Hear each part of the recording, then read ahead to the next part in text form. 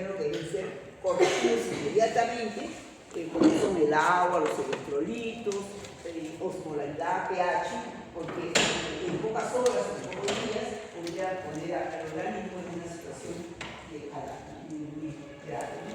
Entonces, que no ocurría con otros elementos que se encontraban ahí, que todos van a conocer una patología, pero que se daba más lentamente, no sobre otra cosa. Bueno, pues ahora iniciamos las siguientes 3 clases de estudio del riñón, o sea, de la fisiología renal. Y vamos a ver que efectivamente el riñón, o sea, la función del riñón está muy relacionada con el medio interno, ¿no? Porque el riñón tiene que ver con el agua, el mantenimiento y el equilibrio del agua, tiene que ver con el mantenimiento de los electrolitos, y entre ellos tiene que ver con el hidrógeno y por lo tanto con el pH, y la relación agua-electrolitos nos da una medida de la osmolaridad. Entonces tiene que ver con eso. Entonces de ahí que su funcionamiento está muy ligado a lo que es el mantenimiento de la homeostasis del medio. Cualquier alteración de esto va a repercutir en la función renal y muchas veces él tiene que ser encargado de hacer esta regulación. De ahí la importancia de tener un riñón funcional, ¿no? Un riñón que pueda responder a todas estas desequilibrios que son comunes, que son frecuentes, que realmente puedan ocurrir, ¿no? Y sabemos pues que el riñón es importante para la vida, ¿no? O sea, nadie puede vivir sin renal, ¿no? Entonces, y lamentablemente el riñón se ve cada vez más diferentes cambios a los cuales él tiene que hacer la sangre regular. Y estos cambios traen como consecuencia pues, un agotamiento y eso hace que este riñón cada vez más personas que llegan a la insuficiencia renal. Y como causa de qué? De otras enfermedades que también están aumentando crónicamente, como son la hipertensión, ¿no? Diferentes epidemias que se producen, ¿no? Entonces todo esto, digamos, a la larga, si no es cuidado, pues van a tener como consecuencia que terminan en una falla renal, una insuficiencia renal. Y sabemos que cuando es una insuficiencia renal crónica, pues esto no se puede, ya una vez iniciado, no tiene recursos. Va poco a poco deteriorándose, cuyo tiempo va a depender precisamente de la respuesta de la persona, de cómo están sus diferentes sistemas, de qué tan cuidado o no se ocurra en cuanto a su tratamiento, su alimentación. Entonces en algunos puede durar años, ¿no? Toda una vida con esta insuficiencia, en otros es más rápido. Pero al final pues, va a terminar pues, con el riñón que poco a poco va deteriorándose hasta que ya no funciona y que tiene que ser sometido a diálisis. No tenemos la diálisis y luego después ni siquiera, entonces la única solución es pues, el trasplante renal, que ahora se lleva con bastante éxito. Pero también sabemos que uno de los problemas pues, es que no hay riñones de sitio en que podamos comprar fácilmente riñones, ¿no? Entonces, y también digamos, la cultura de donación de órganos no es muy buena acá, sobre todo en el país, y esto trae como consecuencia que sea también un riñón pues, disponible en algún momento. También hay una lista de esperas y siempre se va a priorizar pues, no a las personas jóvenes y que verdaderamente no presenten un riesgo de rechazo, ¿no? Entonces esto determina pues, de que hay que cuidar la función renal y sobre todo porque sabemos que la función renal, el riñón es un órgano que a partir de los 40 años se va a ir en disminución. Cada década de de vida, uno avanza, significa aproximadamente un 10% de disminución en su función. Entonces ya es algo normal, podríamos decir, fisiológico, de la cual dependoso se va. Entonces no esperemos que una persona mayor, digamos, que tenga un riñón también funcionando como una persona adulta. Entonces, esto agrava la situación. Pues cualquier problema de hipertensión y otros problemas va a ocurrir, que ocurra en una persona, que realmente estas enfermedades crónicas más en una persona mayor, el daño va a ser más inmediato. Entonces ahora veamos cómo es que funciona el riñón. Vamos a estudiarlo, ¿no? Vamos a estudiar y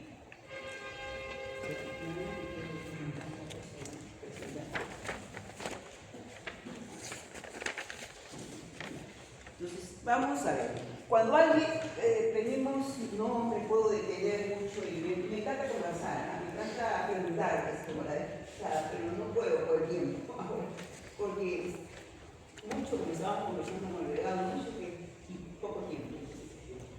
Bueno, entonces vamos a ver, si se pregunta, bueno, ya sea a ustedes que tienen ya un nivel de conocimiento de la fisiología mayor, o a otras personas que lo tengan menos, y realmente, ¿para qué trabaja el riñón? ¿Cuál es la función del riñón? ¿Qué es lo que hace el riñón? Todos van a tener consideración de decir que realmente, bueno, la función del riñón es eliminar la orina, eliminar las sustancias productos del hecho del organismo. Entonces, más o menos tiene la idea de la orina, eliminar sustancias. Y es correcto, no es correcto. Pero no es solo la única función. El riñón es una de las funciones que tiene el riñón. Entonces, entre ellos hemos dicho, que ya iniciamos, está relacionado con el medio interno. Entonces, tiene que tener, la función es mantener una de las funciones en la homeostasis del medio interno, que ya hay bastantes, ¿no? Entonces, ya es una de las funciones más importantes, ¿no? Entonces, quizás eso va más allá, digamos, de decir solamente la eliminación del sexo, ¿no? Porque mantener la homeostasis significa que mantener el equilibrio de cada una de sus elementos es importante, sin ser desecho, ¿no? O sea, por ejemplo, de sodio, de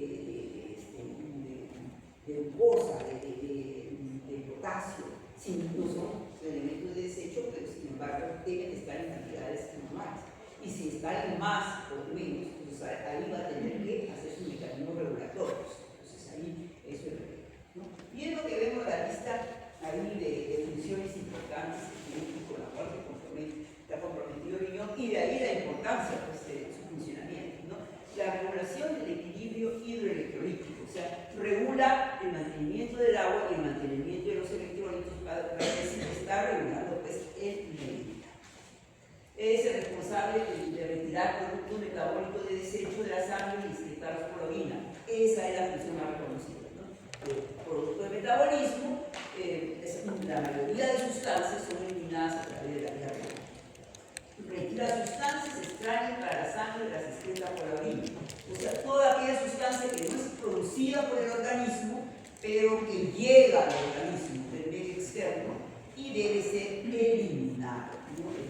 O sea, puede llegar para cumplir una función o puede llegar no necesariamente para cumplir una función. Por ejemplo, ¿qué es una sustancia extraña?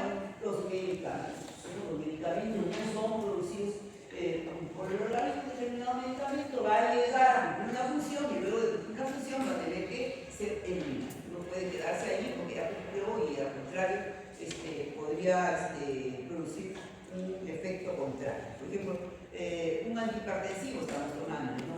Bueno, ya, correcto, se toma el antihipertensivo, produce un y tiene que ser eliminado, pues si todos los días vamos a dar el mismo, y no se elimina, pues hacen el efecto contrario, una baja de presión o un antiglicémico.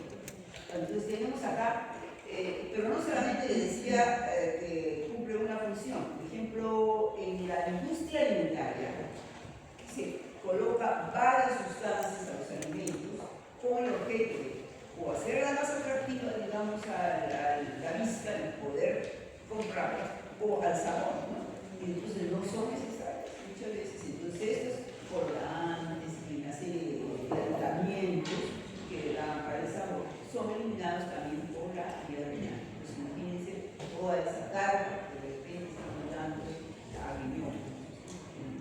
la regulación de la presión arterial mediante la alteración de la presión de sodio. Entonces, el riñón maneja el sodio, y ustedes saben lo involucrado que está el sodio en una bomba para manejar cambios en la presión arterial. Entonces, si hay alteraciones en el mecanismo de presión de sodio, también puede haber alteraciones en la presión arterial. Además, tiene que ver con la secreción de renina, ya otro sistema que ustedes ya también han conocido, tanto en endocrino como en cardio, el sistema renina que enzima el testosterona. Yo decía la vez pasada, lo bonito de venir acá es el último y que tanto. Entonces conocen todo, podemos más referencia. Entonces tenemos ahí, entonces, ¿quién inicia? ¿Quién secreta el renina? ¿Dónde se secreta la renina? La renina se secreta por en el riñón. Células gustoglomerulares que vamos a ver en en las que secretan esta renina al estímulo, ya sea de una baja concentración de sodio, ¿no? O también a través también de cuando hay una disminución de los volúmenes y la caída de la presión. Entonces ahí tenemos esta también. También involucrado entonces el mantenimiento de la presión arterial. La secreción de la forma activa de vitamina D, la D3, ¿no? Sabemos, bueno, que la vitamina D la produce el organismo por exposición al sol, pero la forma activa, o sea, para bajar la formación activa, es a través de una enzima, que ha producido justamente las células renales del núcleo proximal. Entonces tenemos ahí y la convierte en la forma activa que pueda actuar, ¿no? Y tenemos acá también la secreción de eritropoyetina, la hormona que va a través de la médula, que saben ustedes, para la producción de hematíes o glóbulos rojos, ¿no? Entonces, si produce una sustancia hormonal como la eritropoyetina, ya podemos concluir también que el riñón está actuando como un órgano endocrino, ¿no? Entonces, y tenemos acá también interviene, no es un órgano principal en la regulación de la glucosa, pero sí interviene en el regulamiento de la glucosa, en la gluconeogénesis, produciendo glucosa por aminoácidos en situaciones de ayuno. Entonces, en situaciones de ayuno, el riñón cumple una función también, ¿no? Entonces, como vemos, son varias sus funciones, ¿no? Entonces, ya de hecho deducimos de que una falla renal nos va a traer como consecuencia una alteración de todas sus funciones principales. Entonces, tenemos un manejo, o sea, no puede mantener la homeostasis del medio interno, se va a ver con el gran efecto que hemos dicho sobre las células. Tenemos ahí que también se va a ver acúmulo de sustancias del metabolismo, entre sustancias nitrogenadas, ¿no? Tenemos la termina, la urea, ¿no? Y esto que es lo que va a ocurrir pues, un estado de toxicidad, sobre todo para células nerviosas y todas las células en general del organismo. Tenemos ahí que son personas que mantienen un mal manejo de la presión arterial, difícil de controlar y de mantener. Tenemos personas que tienen al tener presencia de vitamina D activa, pues va a haber este efecto a nivel óseo, ¿no? Sobre todo si hay niños que tienen esta insuficiencia renal, pues van a ser niños que no van a poder desarrollar sus funciones normalmente, no van a poder tener la sala normal. Ahora, si ya es una persona adulta, ya tiene no aparece la insuficiencia, ya solamente tendrá pues, una distorsión de los huesos, las osteomalacias, en las cuales se van a ver al final pues, también la corrección ósea, ¿no? Y la vitamina D también no solamente sabemos que ahora está vinculada a la parte del metabolismo óseo, sino también está vinculada a la parte inmunológica, ¿no?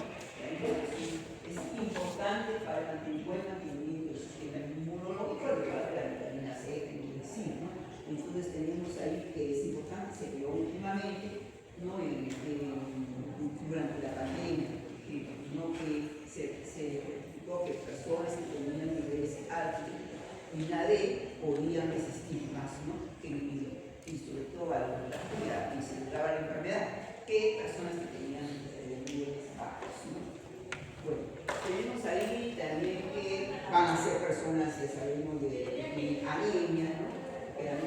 Que tiene insuficiencia renal, que va a presentarse anemia difícil de controlar sus adrenalinas por deficiencia renal, con una superalimentación que no puede, de hecho, el enfermo renal no tiene una dieta adecuada o no mucho, no podemos darle una sola carga que no pueda eliminar, ¿no? Y de hecho no va a tener un papel importante pues, en cuanto a una ayuda en ese sentido, una situación de ayuno en cuanto pues, a la regulación de la glucosa. Entonces veamos pues qué importancia tiene el conocer, digamos, este funcionamiento. Bueno, comenzamos acá viendo, este es un cuadro solamente para comparar, el riñón con otros órganos muy importantes de la economía, ¿no? Unos órganos muy importantes como son el corazón, pues el hígado, la función metabólica, tenemos el cerebro, ¿no? Y el pulmón. Primero en cuanto a peso, ¿no? Casi es similar en cuanto al corazón, con el peso, pero menor que sale. Y al hígado, al cerebro. Para saber qué cantidad llega de sangre, qué cantidad del gasto cardíaco va a llegar a haber llegado ya está acá corregido por 100 gramos, le llega mucho más, ¿no? A pesar que sabemos que estos órganos, el llegar la sangre significa llegar a oxígeno, significa que son órganos con bastante metabolismo que no necesitan, ¿no? Entonces acá, por ejemplo, en el músculo está presente en reposo, pues el músculo, cuando hay actividad muscular, indudablemente que es la sangre hacia el otro lado, va a ir dirigida justamente hacia el sistema muscular, ¿no? Y bueno, entonces tenemos acá que siempre, digamos, en el caso del riñón llega más del gasto cardíaco por 100 gramos de tejido. Y esto es debido justamente aquí porque el riñón trabaja con sangre, pues esencialmente el riñón va a circular, todo el día está circulando constantemente la sangre, ¿no? ¿Para hacer qué? Para ser analizada para ser depurada, ¿no? Entonces va a hacer una depuración de todos los elementos que deben ser eliminados de la vida real. Entonces es como un laboratorio, ¿no? En el cual llega el laboratorio cuando llega a ser analizado y va a ver qué es lo que está de más, qué es lo que está de menos, ¿no? Entonces va en el caso de que haya más pues una eliminación a través de la orina, y en el caso de que está de menos algo va a tratar de ahorrarlo y evitar que vaya a la orina, ¿no? Entonces es así como va a funcionar, ¿no? ¿Okay?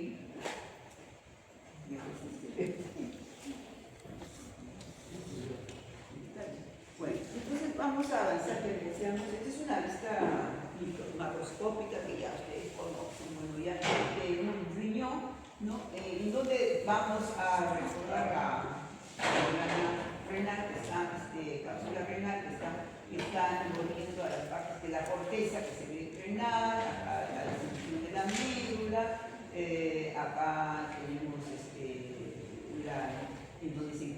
donde están saliendo las vías urinarias, el uretre, también aquí me ingresa la arteria renal y la vena renal, ¿no? Entonces, la distribución en la médula de las unidades anatomofisiológicas que recordarán que son los nefrones, que en realidad estudiar la función renal significa estudiar qué es lo que hace uno de esos nefrones, porque todos los nefrones hacen lo mismo y van a eliminar hacia el producto hacia la pelvis renal, que es esta, ¿no? Acá, todos están colocados. Esto vamos a pasar.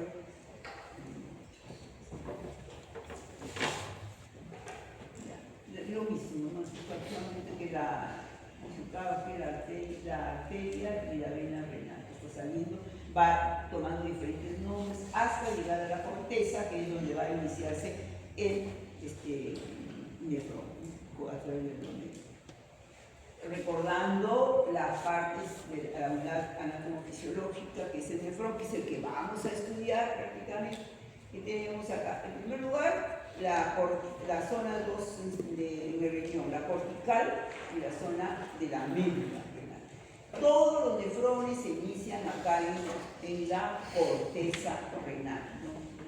Ningún nefrón se inicia en la médula. Entonces, si nosotros habrán tenido en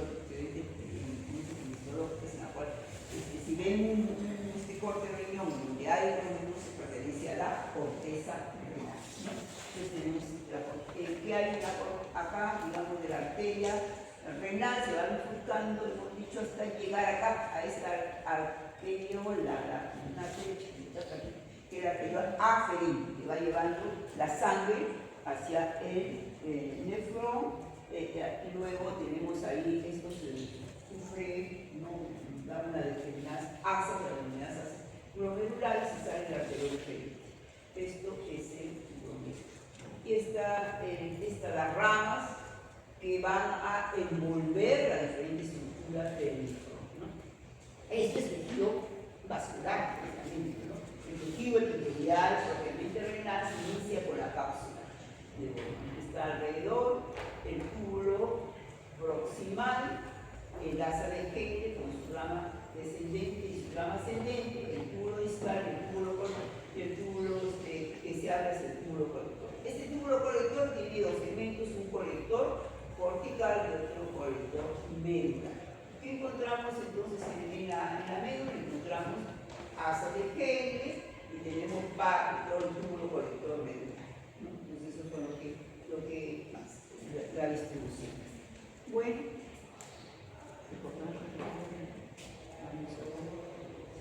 Acá tenemos la distribución de los nefrones. Hay dos tipos de nefrones en el riñón humano, ¿no? Que es, miren acá, según su distribución, acá está la corteza y acá está la médula. Todos los nefrones y se inician en la corteza, o sea, los glomérulos, los túbulos proximales y los túbulos distales están en la corteza. Pero hay unos nefrones que prácticamente parte inclusive del asa de Henle la tienen en la corteza. Son estos nefrones corticales, o sea, una pequeña porción de la asa de Henle solo llega hasta la parte externa de la médula, ¿no? Esos son pequeños, son nefrones corticales. En cambio, acá tenemos los nefrones yuxtamedulares, nacen encima de la médula, tienen asa de Henle larga y son estos que llegan hasta el final de la médula. Entonces, la diferencia es el tamaño, pues ustedes se dan cuenta que el tamaño, lo único que difiere no es el tamaño de las otras estructuras, sino del asa de Henle, ¿no? La diferencia está en el asa de Henle. Entonces, nefrones corticales y nefrones yuxtamedulares nacen encima y se ponen abajo. Funcionalmente, o sea, también tienen diferencia. No solamente ahí, no tenemos ahí, tenemos funcionalmente. Los nefrones yuxtamedulares, es decir, aquellos que tienen el asa de Henle muy larga que llegan hasta introducirse al interior de la médula, estos nefrones tienen la capacidad de concentrar más la orina, ¿no? Concentran más la orina que los nefrones corticales.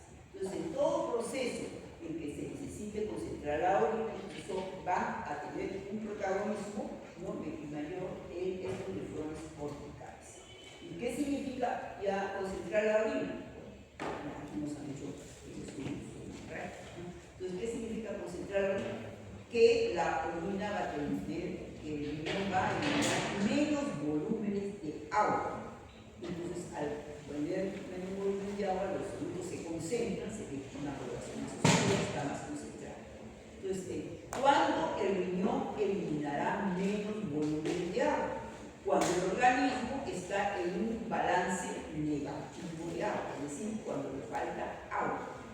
Entonces, es un mecanismo de defensa, entonces, que se va a dar ahí en el riñón. Cuando falta agua, pues hay que disminuir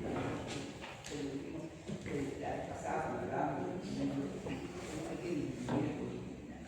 Entonces, estos nefrones serán importantes más en el proceso de concentración. Pero ojo, estos nefrones no son muy abundantes en el riñón humano. Ocupan solamente el 15% de los nefrones que hay son nefrones bisalulares. La mayoría son nefrones corticales. Entonces ya de hecho, digamos que por esa razón le decía yo la clase pasada de que el organismo humano está más cercano a la deshidratación. Es necesario que diariamente tiramos agua. Si no hay una ingesta de agua, por esas vías de salida que sale, entonces va a haber un desbalance del porcentaje normal de agua que se debe tener. Una de ellas es pues esta. Ahora, ¿por qué? Ahora, porque no tenemos esos nefrones con masas específicas. ¿Qué otra idea les da en este momento? Que el proceso de concentración de la orina está involucrado con el asa, ¿no? Porque sí, efectivamente, a mayor asa, cuando la asa de gel es más larga, la posibilidad de concentrar la orina es con asa de gel corta. Cuando más larga se la asa de gel, más puede concentrar la orina. Si nosotros hacíamos,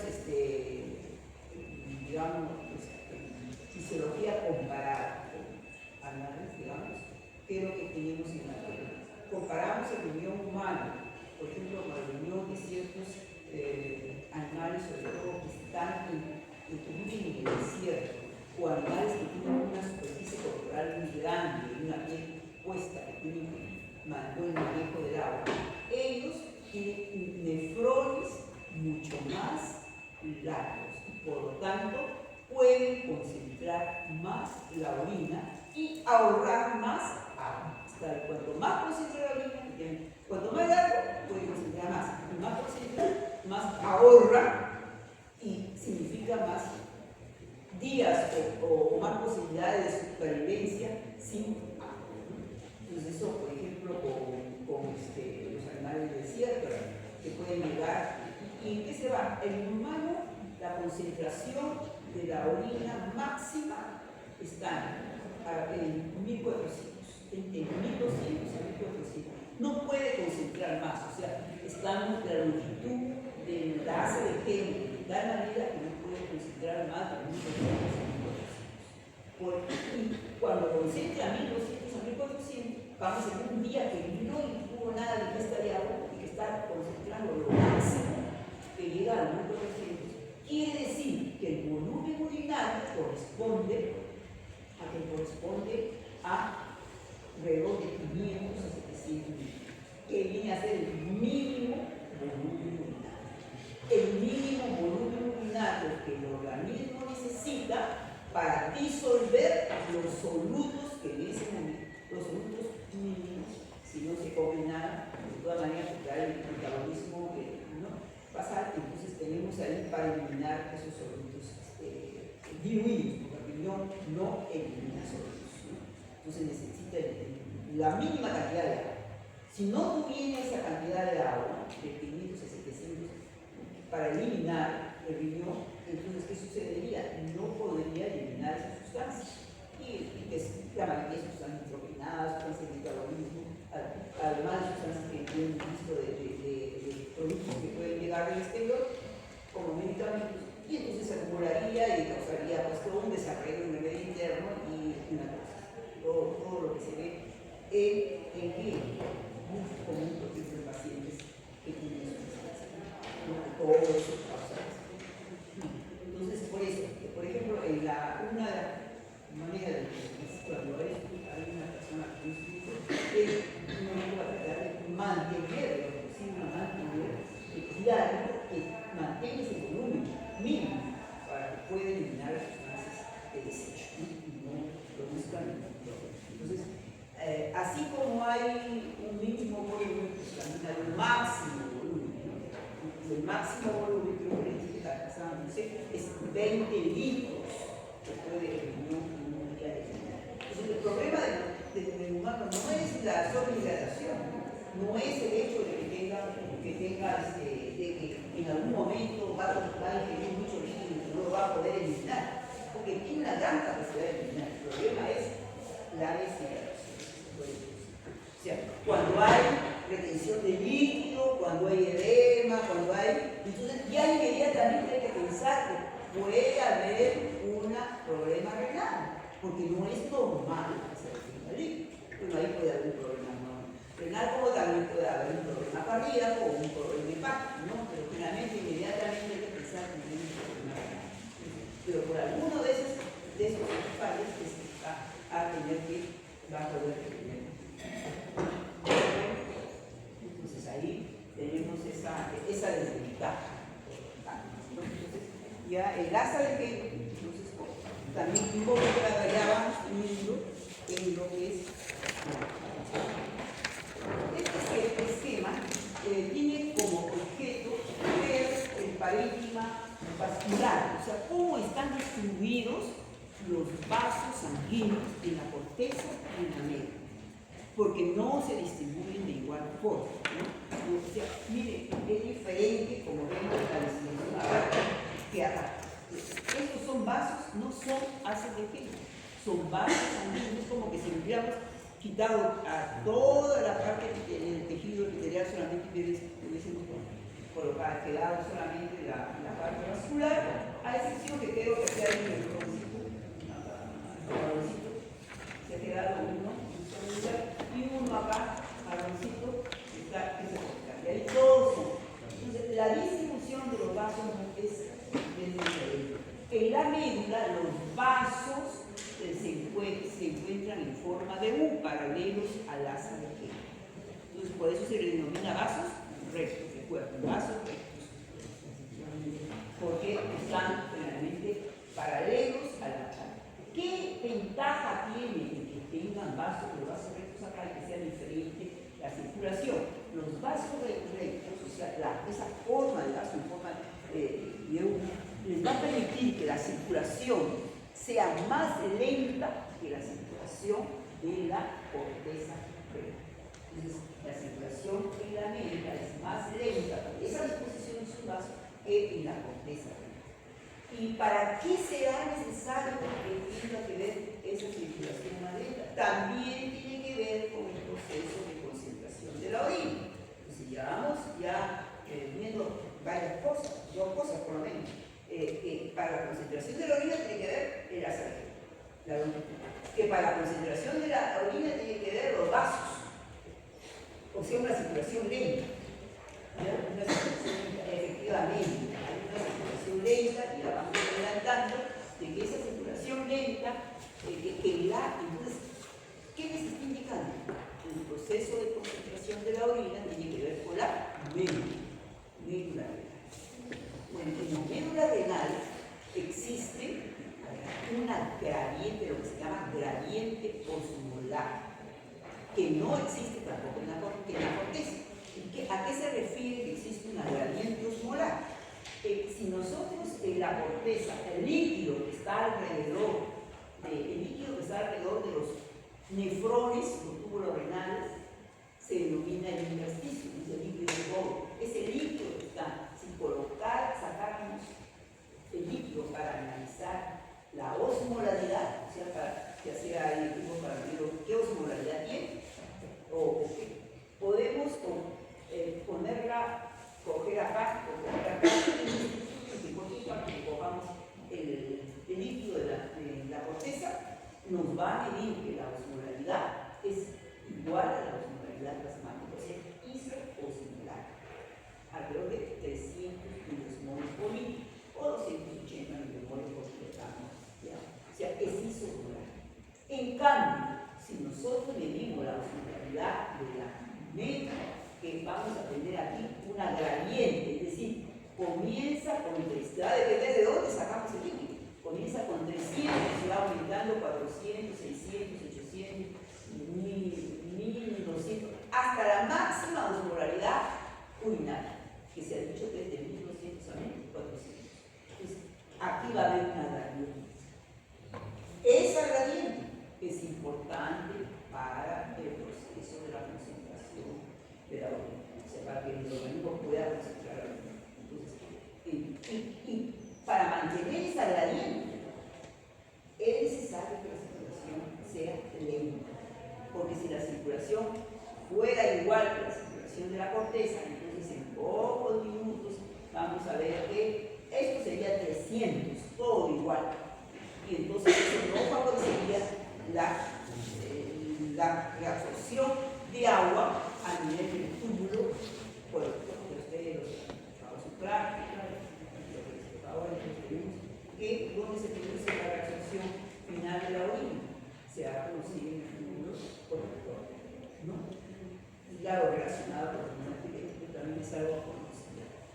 Entonces, efectivamente, pero por más hormonas genéticas que hay, por más que todo el sistema esté bien, si el intersticio no hay una gradiente, no se va a producir reabsorción.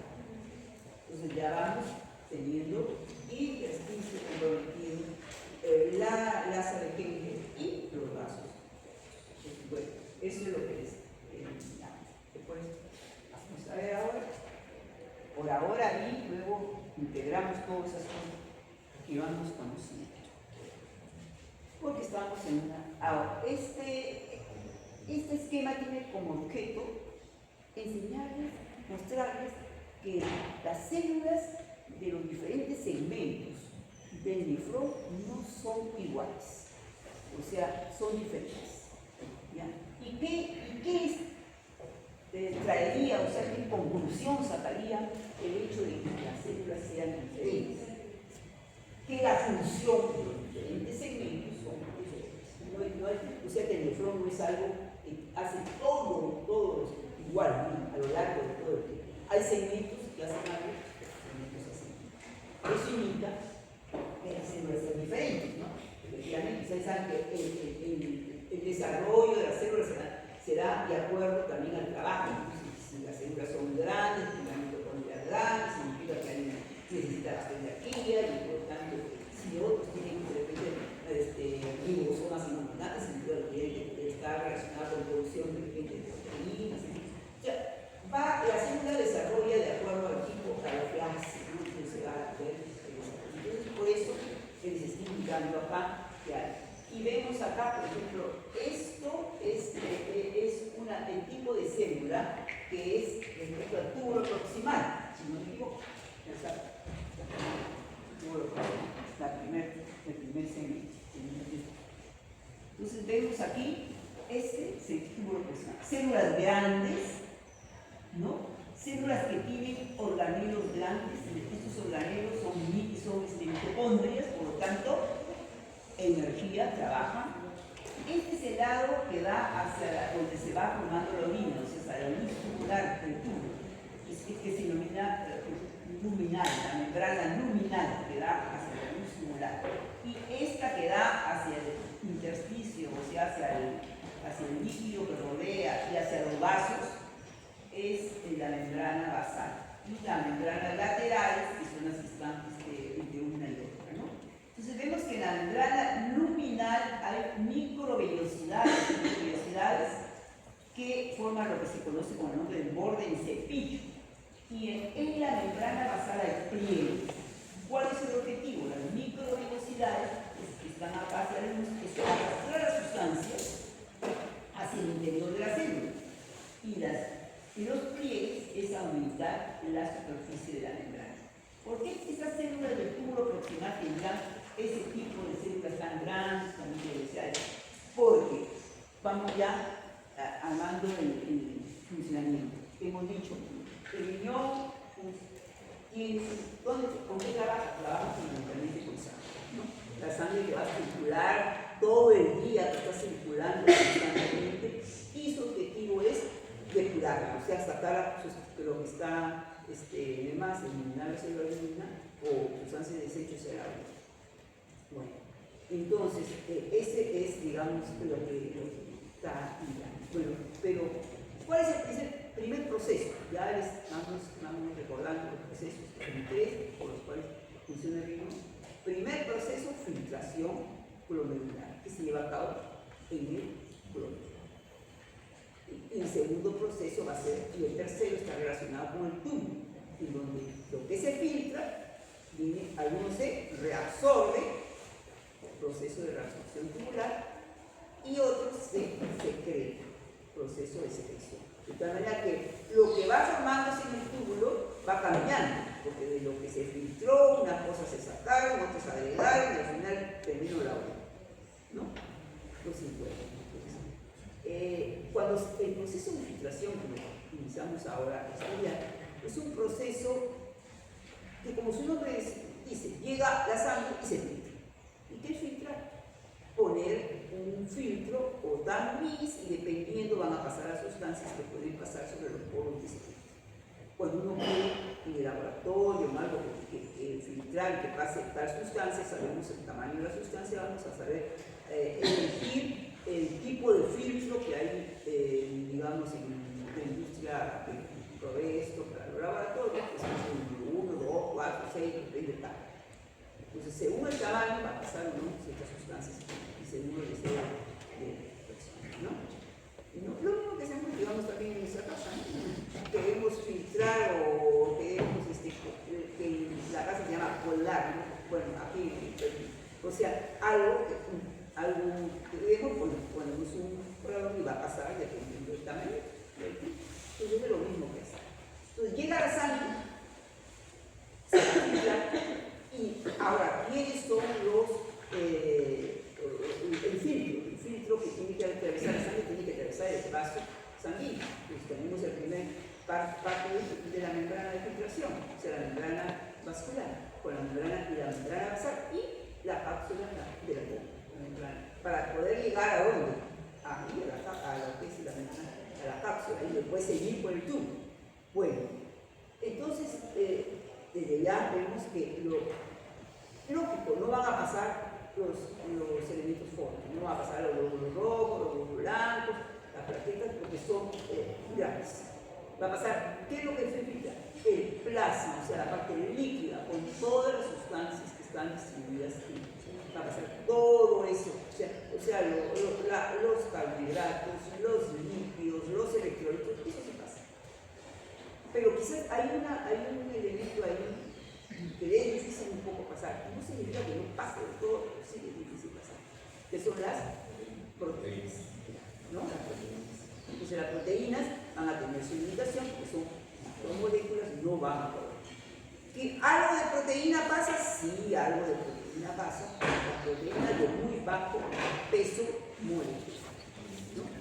Pero como la albúmina, parte de la albúmina que pasa, no pasa todo, y hay micromoléculas. Entonces esas van a pasar. Entonces está pasando todo, está pasando prácticamente todo hacia lo que es la cápsula, y luego después va a pasar hacia todo el túbulo. El primer segmento que se encuentra va a ser el túbulo proximal. Que tiene, entonces, ¿qué sucede? El túbulo proximal tiene la función de evitar que todas esas sustancias que han pasado, que son útiles para el organismo, se vayan al organismo. Entonces, como dicen, pensar y ver y reabsorber las sustancias, la mayoría de sustancias. Por eso se dice que el túbulo proximal es el que se produce el mayor porcentaje de reabsorción. Por eso es que esas células trabajan bastante, porque la reabsorción es a través del transporte de membrana, el mecanismo de membrana que ustedes ya conocen, ¿no? O sea, si es que va en contra de una gradiente, va a ser un transporte activo, con gasto de energía. Si es que no, bueno, no lo será. Pero la mayoría de sustancias están abundantes en el plasma, por lo tanto está en contra de una gradiente, por lo tanto la mayoría de sustancias que serán por transporte activo, sodio, no, la glucosa, van a ser por transporte activo. Entonces, eso significa pues de que son células que trabajan mucho. Por eso es que estas células son grandes, tienen producción de mitocondrias y microvasculares. Son las células más grandes porque es el segmento en donde más se absorbe tanto agua como sólidos. Es el mayor reacción. Del 100% que llega, pues vamos a ir midiendo de plasma que se filtra, según diferentes autores van a tener entre un 70, un 60, un 75% se reabsorbe. O sea, prácticamente lo que va a salir para ser trabajado por los otros segmentos es aproximadamente alrededor del 25%, porque casi todo se reabsorbe. Entonces, tiene que regresar. Imagínense, si no hubiera reabsorción, se pasa a ser y estaríamos eliminando cada una de las sustancias que son necesariamente. Y miren cómo es el cambio. Acá tenemos túbulo proximal y viene la rama descendente. Miren el tipo de célula de la rama descendente, de las muy chiquititas. No hay microvellosidades, no hay pliegues. El pliegue sirve de veras, debe indicarles que el pliegue sirve para aumentar la membrana de reabsorción, o sea, hay la mayor reabsorción. Entonces, al plegarse, pues la membrana no es solamente este segmento, sino mucho más. ¿No? En este caso no hay. ¿Por qué? Porque la rama descendente del asa de Henle, que es la que recibe el túbulo proximal, es un segmento que no reabsorbe solutos. Entonces, si no reabsorbe solutos, no va a necesitar trabajar mucho. Lo único que reabsorbe la rama descendente del asa de Henle es agua. Y el agua, por transporte pasivo, ¿no? Que no hay gasto de energías para reabsorber agua. Por eso, eso es lo que tenemos precisamente. Ahora, pasa hacia el otro lado, no hay de la rama ascendente, que sí, también en la rama ascendente, sí también, porque en la rama ascendente ocurre todo lo contrario que ocurre en la rama descendente. Si la rama descendente no reabsorbe solutos, solo agua, la rama ascendente reabsorbe solutos, pero no agua. O sea, es todo lo contrario. Entonces, por eso es que sí, no hay mezclita ahí, pero las células son ya un poquito más grandes, no parecidas a la del túbulo proximal, pero sí hay también mitocondrias. Luego pasa, y vamos a ver cómo se hacia el túbulo distal. Aquí tenemos el túbulo distal, sucede. Miren, el túbulo distal también, si no igual, pero ya más parecido a la del túbulo proximal. Si hay mitocondrias en menor cantidad, si hay algunas microvellosidades, entonces quiere decir que aquí sí hay actividad, ¿no? Efectivamente, el túbulo distal está relacionado con la reabsorción, por ejemplo, de sodio. Entonces, allí en el túbulo distal, recordarán ustedes por su clase de endocrino, que ahí actúa una hormona que es la aldosterona para la reabsorción de sodio. Cuando hay una caída de sodio, caída de presión o disminución de los volúmenes de líquidos, va a ser estimular la producción de aldosterona. Y entonces, por ese sistema regulante que tiene aldosterona, también que repercute ¿dónde? En el túbulo distal, y ahí hay reabsorción de sodio. Y ¿qué hace la aldosterona? Reabsorbe, acuérdense, reabsorbe sodio y secreta el potasio. Entonces también tenemos aquí. Y también secreta otro ion, iones hidrofuertes. Entonces ahí reabsorbe sodio, secreta potasio, secreta iones. Bueno, acuérdense, cuando hay un aumento de aldosterona que hay, retención de sodio, por lo tanto retención de agua, ¿no? Eliminación de potasio, como el problema es que se pueden haber capillas musculares, y hay eliminación de iones hidrógeno y por lo tanto hay pérdida de acidez y un estado de entonces tenemos toda esa situación. Y también está relacionado a la parte final del túbulo distal, comienza a actuar, ya cuando va a inflar al productor, comienza a actuar también la hormona antidiurética. Es decir, el túbulo distal tiene receptores para las hormonas aldosterona, receptores para la hormona antidiurética, que también tiene el colector. Por eso se dice que la regulación del medio interno, o sea, cómo el riñón regula y mantiene la homeostasis, ¿dónde se produce en las zonas distales, a partir del túbulo distal y del túbulo colector? Porque el túbulo proximal va a reaccionar siempre. Es decir, su misión es retornar las sustancias al organismo y va a reabsorber el porcentaje que le corresponde. ¿Sí? Hay dos maneras, de todas maneras, ¿no? Pero el túbulo distal y el túbulo colector, acuérdense del eje de cómo funcionaba cuando hay un desarrollo de índice, va a depender de que aumente o disminuye la respiratoria, dependiendo de cómo está en el medio. Entonces, tiene que ver con la regulación. O sea, si hay más y menos, a reabsorber más o reabsorber menos o no, entonces va a tener que ver con eso, que ahí ya están los receptores que están viniendo a decirle, ojo, hay un exceso de sodio, hay un exceso de sodio, o hay un exceso de potasio, hay un potasio, ¿no? Estamos en estado de acidosis, en iones hidrógeno, ¿no? Entonces ahí es donde se va a regular, ¿no? O sea, y luego tenemos acá el túbulo colector, ya hemos hecho, ¿no? También menos, pero sí hay reabsorción, en menor cantidad también hay reabsorciones.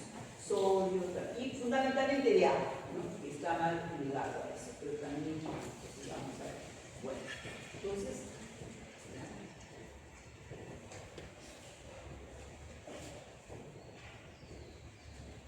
otra cosa importante que debemos recordar es el aparato yuxtaglomerular, ¿no? El aparato yuxtaglomerular. Ya. Entonces, vemos aquí, es importante, aquí vemos la que hemos hablado, donde se inicia todo, ¿no? Que la sangre llega a través de la arteriola aferente, que forma asas, denominadas asas glomerulares, que sufren una anastomosis aquí, y sale la rama de arteriola aferente. Bueno, y esto viene a ser la cápsula de ojo, ¿no? Donde se va a producir el filtrado, y el filtrado está aquí, parte, el filtro, la pared vascular, membrana basal, y la pared de la cápsula de ojo, para que llegue acá. Acá está lleno de esto, es el llamado filtrado glomerular, este espacio de la cápsula de ojo, que no es sino, ¿qué es lo que hay acá? Acá hay plasma, pero sin proteínas de alto peso molecular. En realidad eso es lo que tiene que hacer. Todo lo que filtró, entraba con todo, pero a excepción de las proteínas de alta. ¿Pasaron algunas proteínas? Sí, pero esas proteínas van a ser reabsorbidas a nivel del túbulo proximal. Las proteínas pequeñas. O sea, normalmente la poca proteína que pasa en el túbulo proximal la reabsorbe. Y sabemos que normalmente no debe haber proteína en la orina. ¿Ya? Cuando hay proteína en la orina, pues cuando significa que acá hay una ruptura de las membranas, ¿no? Que dejan escapar, o sea, de los poros que estaban aquí, dejan escapar a la proteína, pero sobre todo de la carne.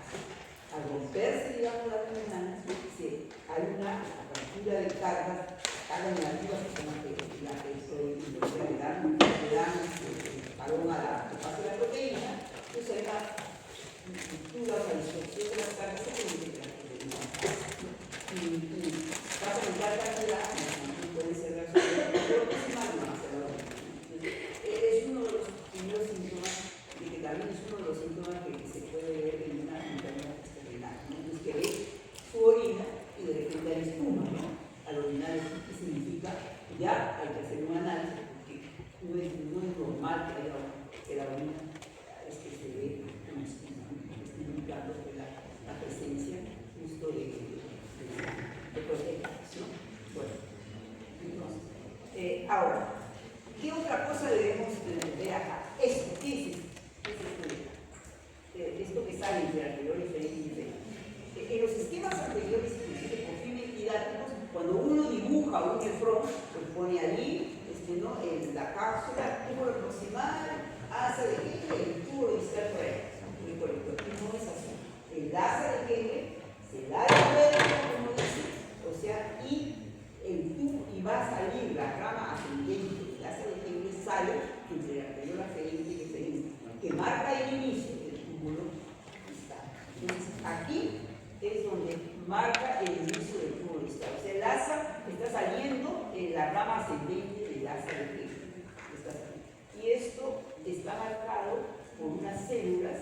se denominan las células de la mácula densa, que marcan el final de la rama sanguínea y el inicio del túbulo distal. Las células de la mácula densa, que son células con pigmentaciones oscuras. Y esas células con pigmentaciones oscuras tienen importancia, ¿no?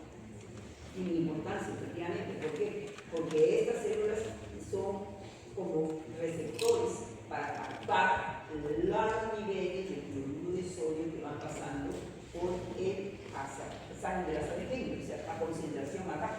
Entonces, ellos aquí es donde se van a dar cuenta de que si el sodio está bajo, y si el sodio está bajo, ¿qué es lo que debe de comenzar a iniciar? Estimular a las células que producen renina, para producir el sistema renina-angiotensina-esteroide. Entonces, ¿y dónde están esas células que producen renina? Son estas de acá. O sea, entre lo que es la aferente, eferente, acá hay un grupo de células de tipo mesangreal que están rellenando y cubriendo acá, digamos, también las arteriolas. Estas son las que producen renina. Entonces reciben el estímulo, producen renina a la sangre, ¿no? Y ya se produce la cascada del sistema renina-angiotensina-esteroide. Entonces, esta es. Y además, ¿qué es lo que podemos ver acá? La inervación, o sea, los nervios que están en las arteriolas aferente y eferente, que también es importante, porque este aparato justoglomerular es importante para los procesos de mantener el filtrado glomerular, que vamos a ver más adelante, normal. O sea, cuando se filtre, porque la tasa de filtración glomerular o volumen de filtrado glomerular va a depender, pues, de qué cosa va a depender, entre una cosa que vamos a ver es de la presión. Si le llega, ¿por qué? Porque va a filtrar el tejido, si le dio más sangre, pues, va a filtrar, se supone que filtraría más, si menos, ¿no? Entonces, vamos a ver, ahí debe haber un control de la cantidad de sangre que llega para tratar de mantener la tasa de filtración glomerular normal. Entonces, ahí vemos también un control del sistema nervioso. Ahí verán que va a mantener también, que puede mantener, regular aquí la vasoconstricción o vasodilatación de estas arteriolas para poder controlar la cantidad de sangre. Entonces, esto denominado aparato glomerular está conformado por las arteriolas, por la salida, por las células de la mácula densa que pertenecen justamente a la salida y inicio del túbulo distal. Todo esto es importante para el funcionamiento.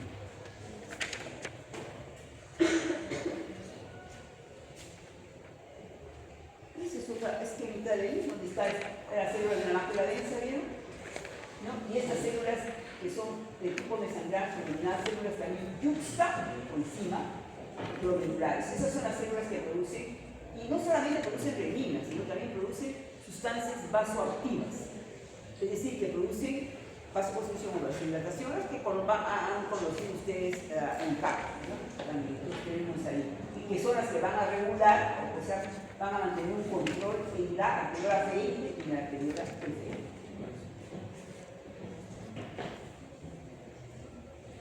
Entonces, después de este tema vamos a ver, a estudiar los procesos que se dan en el túbulo renal. Ya vemos ahí, hemos adelantado varias cosas, que son propices para conversar. Y tenemos lo que les había dicho. Entonces, el riñón cumple su función mediante estos tres procesos: la filtración glomerular, la reabsorción tubular y la secreción tubular. Filtración, pasaje de la sangre, pasaje de la sangre hacia la cápsula del vaso. ¿Qué pasa? Lo que atraviesa este tipo. Tenemos la membrana del vaso, la membrana de la cápsula del vaso. Pasa todo el plasma, todo el plasma, a excepción de la proteína de alto peso molecular. Pasa a lo largo del túbulo proximal, reabsorción de la mayoría de sustancias, que significa que van a través de la membrana, van a pasar al intersticio, y el vaso sanguíneo y retornan a la sangre, ¿no? Entrega la Luego hay también el proceso de secreción, que es contrario a lo de reabsorción, es decir, las sustancias que están en la circulación peritubular, que son vasos que están rodeando el túbulo, puedan atravesar la membrana en sentido contrario, lleguen a la luz tubular y puedan ser excretados por la vida. ¿Por qué se produce ese proceso de secreción? Y no porque cuando llega y pasa llega el plasma y se filtra, no significa lo lógico de que todo el plasma se filtra. Solamente se filtra un porcentaje. O sea, del 100% que pasa, el 20% se filtra y el 80% va a pasar a la circulación peritubular, ¿no? Entonces, si algunas sustancias no se filtran, pasan o se filtran muy poco, pasan a la circulación peritubular y si la sustancia debe ser eliminada, le queda la posibilidad de el proceso de excreción ser eliminado. Porque aquí tenemos solamente los todos. Entonces, primero vamos a ver el proceso de filtración. Aquí hemos adelantado algunas cosas. Aquí tenemos el proceso de filtración. Entonces, vemos ahí, acá el vaso sanguíneo, o sea, las asas glomerulares, como si las hemos desarrollado para colocarlo para frente a lo que es la cápsula. Entonces, ya sabemos que lo que va a pasar es plasma, ¿no? Plasma con todas las sustancias ahí. Entonces, ahora veamos cuál es lo normal que una persona, un riñón debe filtrar. Lo normal está alrededor de los 120, 125 mililitros de plasma por minuto. Entonces, a eso se le llama tasa de filtración glomerular. También otro le llaman volumen de filtrado glomerular o sencillamente filtrado glomerular. Entonces, esa es la tasa de filtración glomerular. O sea, ¿cuánto plasma por minuto está pasando? 125 mililitros de plasma por minuto se están filtrando. Bueno, eso, como sabemos, recordemos pues que 125 mililitros, si lo multiplicamos por los minutos que tiene el día, resulta que el riñón está filtrando en un día alrededor de 180 litros. Lo que le está indicando la magnitud de ese trabajo, todo el día está llegando a unos 180 litros para circular. Está circulando, está reaccionando sustancias, está secretando sustancias, por eso se le dan más sustancias, se le da más trabajo para el riñón. Y se le dan sustancias que tienen toques a veces de reabsorción, entonces va a tener que comer glucosa, por ejemplo, va a tener que estar trabajando los demás. Entonces, vemos ahí que esto es bueno. Y entonces es normal, o sea, vamos a decir, pues es normal o es lógico que si solamente es un proceso de filtración, se filtre siempre esa cantidad grande, 125 mililitros por minuto, que da esa cantidad. Es como que si ustedes van a filtrar algo, colocan el líquido y lo dejan ahí normalmente. ¿Cuánto tiempo les va a demorar? Entonces uno, digamos, pensó y dijo, es imposible, ¿no? Que solamente por el solo proceso de filtración se filtra. Entonces, ¿qué es lo que hay ahí? Debe haber algo, una fuerza que esté empujando al plasma a que atraviese la membrana. Es igual que ustedes colocan ahí, como les digo, algo para filtrar. Si lo dejan ahí, se va a demorar tanto. Pero si ustedes llegan y presionan, va a ser más rápido el pasaje, más rápido el filtrar. Entonces, a eso es lo que sucede. Ahí hay una presión. Entonces, digamos, los principales primeros que trabajaron sobre esta parte se dieron cuenta que debía haber una fuerza, efectivamente una fuerza. Hay una presión que obliga al plasma a atravesar la membrana. No es solamente un solo filtrado así, sino y esa fuerza o presión se denomina presión neta de filtración. O sea, la presión de filtración. ¿Qué es eso? Presión de filtración. Y esa presión de filtración es el resultado de varias, de tres presiones que se dan ahí. Unas favorables y otras desfavorables. O sea, unas que favorecen, que atraviesen, pero también hay fuerzas o presiones que se oponen a que el plasma pase.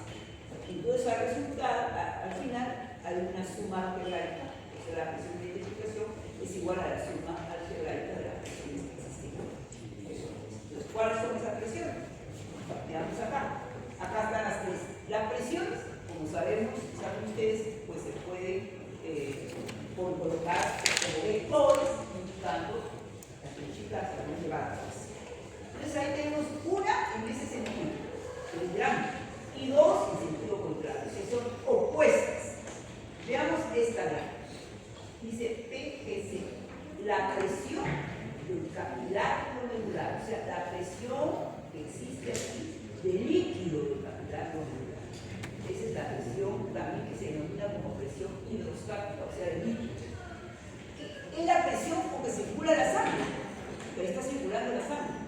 Es una presión que en un momento determinado está circulando la sangre ahí. Esa es la presión del capilar glomerular y la presión mayor. Entonces, si es la presión que circula la sangre, es de esperar que depende de la presión sistémica, de la presión de la persona. Si en un momento determinado esperaríamos que si algún pico de presión, va a aumentar en todos, ¿no? En todos nuestros nacidos. También en la intervención, eso es lo que esperamos, ¿no? Cuando hay un aumento fuerte de presión, puede ser un motivo, por ejemplo, de que hay una ruptura, ¿no? A nivel, por ejemplo, del cerebro, que produce un accidente, porque hubo de repente un aumento exagerado, ¿no? De presión, pero igualito podría ocurrir acá. Entonces también tiene mucho esa presión que depende de la presión de la sangre. Pero hay dos presiones diferentes. Una presión que también se da en el capilar glomerular, pero en lugar de favorecer el hecho, lo desfavorece. Y esa es la presión del capilar glomerular. Es la presión de las proteínas. Acuérdense que las proteínas no pasan. Y al no pasar, se quedan ahí y se van concentrando, va pasando el líquido, se van concentrando y crece una presión, la conocida como presión oroidosmótica o presión osmótica de las proteínas. Entonces, en el lecho vascular hay dos presiones: la presión de la sangre es favorable y la presión de las proteínas. Acuérdense que la proteína, al concentrarse, en lugar de favorecer la salida, va a jalar agua. Pero no es lo mismo. El agua va a ser algo más concentrado, ¿no? Entonces va a jalar a ese lado. Y acá hay otra presión. ¿Cuál es esa presión?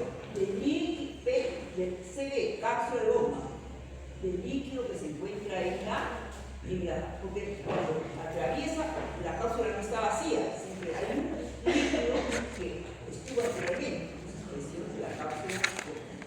Entonces, dos presiones negativas al proceso y una presión favorable. Entonces, al final, las dos presiones negativas se suman y se le resta a la presión favorable y resulta la presión neta de filtración, que es la ecuacióncita que ustedes ven aquí. Presión neta de filtración, presión con que circula la sangre, o presión hidrostática menos la suma de la presión de la cápsula de goma más la presión de las proteínas.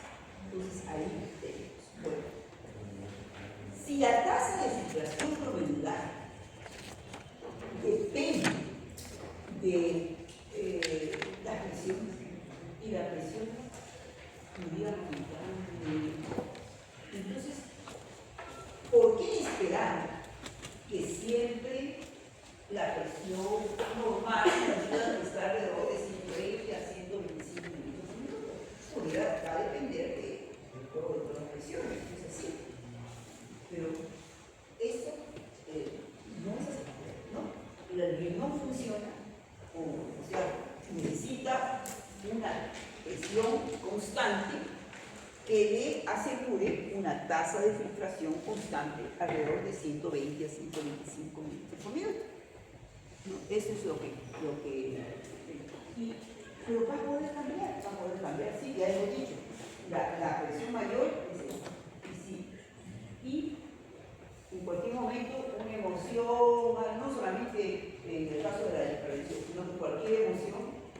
va a disparar un poquito la presión, pero se contiene. ¿No? Imagínense, que haya un movimiento, todos, y probablemente algunos no, bueno, a mí más que ustedes, va a comenzar a desarrollar su pico. Entonces, el mío va a durar, usted va a llegar, va a regresar rápido. Entonces, ¿y qué significa? Que le estaríamos dando más. Entonces, en ese momento, la presión intracranial entraría como perfecto, ¿no? Ese razonamiento, yo creo que es válido. Bueno, y las otras dos presiones también, ¿no? La presión de las proteínas y la presión de la pero al niño le conviene trabajar a una presión. ¿Por qué?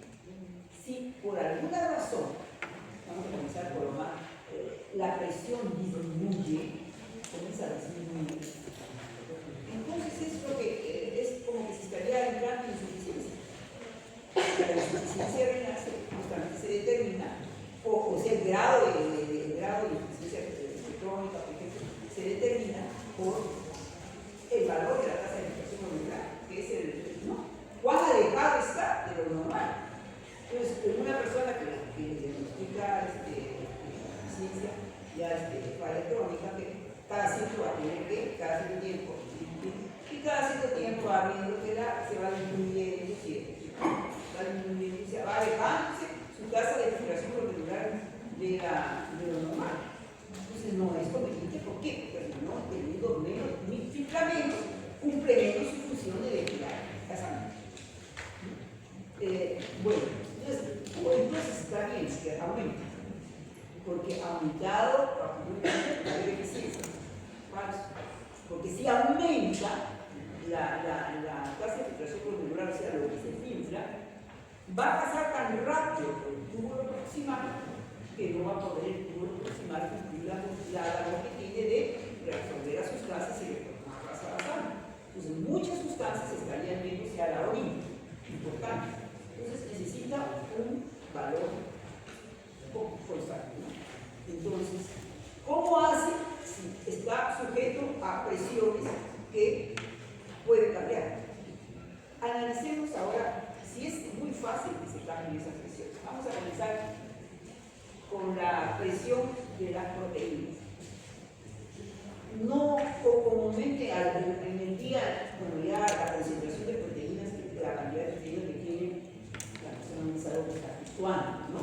Entonces, por lo tanto, la presión, a no ser que haya una deshidratación, y la deshidratación produzca a la misma una concentración de la proteína, pero ya es algo no normal, que se puede dar, ¿no? Ya.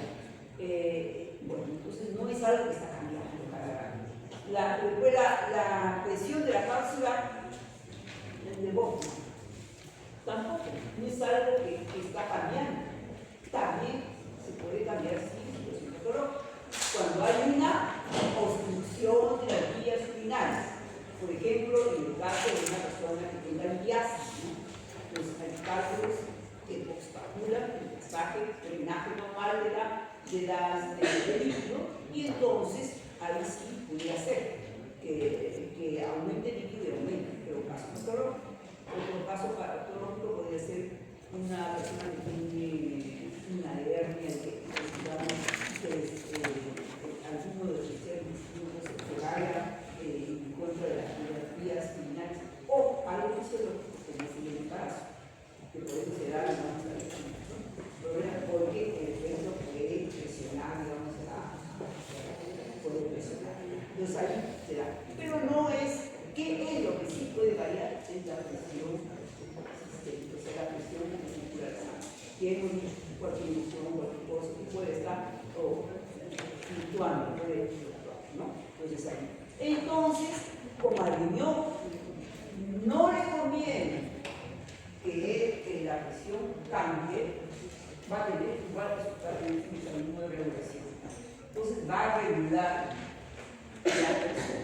Va a ser que en lo posible puede haber un cambio en la presión sistémica, pero que a nivel renal no cambie. Y eso se llama autorregulación de la presión renal. Entonces tiene su mecanismo de autorregulación. Claro que ese mecanismo no es, va a tener límites, ¿no? Los límites, el riñón puede regular presiones que hay entre 80, que es bastante, a 180 milímetros de mercurio. Entonces, si los cambios se dan entre 80 y 180 milímetros de mercurio, vamos a ver que la presión no se va a ver reflejada en el renal. Pero pongamos el caso de una persona sufre una hemorragia mucho y se baja la presión de 80 y sí hay disminución de la precipitación glomerular. Por si una presión está por encima de 180, también, ¿no? ¿Y eso qué les indica? También que el riñón va a tener que regular, autorregular, o sea, va a tener que estar trabajando cuando las presiones, sobre todo son muy altas, ¿no? Entonces, una persona hipertensa que mantiene presiones siempre no altas, lo está sometiendo el riñón a un trabajo continuo de regulación.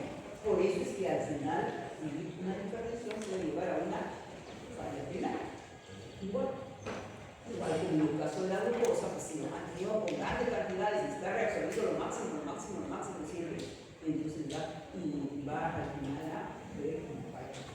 Por eso, en el caso, digamos, de estas, el riñón, digamos, es una consecuencia de la falla renal y a veces varios fallas renales. Bueno, entonces, la que control es esta, me interesa controlar la presión, porque esa es la autorregulación de la presión. Y ahí tenemos el esquematizado. Acá, presión arterial en milímetros de mercurio, desde 0 tenemos hasta 240. ¿Y por qué? Cuanto mayor presión hay, se entiende que llega mayor cantidad de sangre. Y cuando hay mayor cantidad de sangre, se entiende que aumentará la tasa de filtración glomerular. Entonces aquí tenemos flujo sanguíneo renal, ¿no? 20 litros por minuto.